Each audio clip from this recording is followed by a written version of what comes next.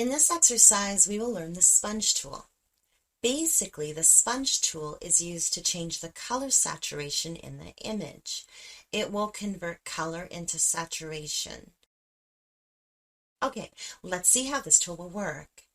If we right-click on the dodge tool, we can see the sponge tool here, or we can press Shift and O to select this tool. Now we can see the mode option above, desaturate and saturate, and flow means how much effect there is.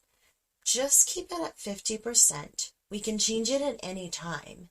We have the airbrush tool. Keep it off. Vibrance, check this on. Vibrance is the way to keep the balance of saturation and desaturation. Okay, now if we select saturation and paint on it, we can see the colors are saturated and effective, more dominant, and they are more highlighted.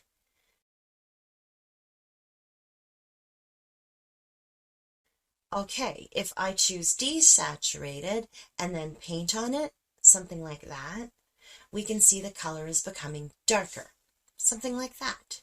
It will just remove the colors and make them into something like black and white. Okay, in the next exercise, we will learn the pen tool.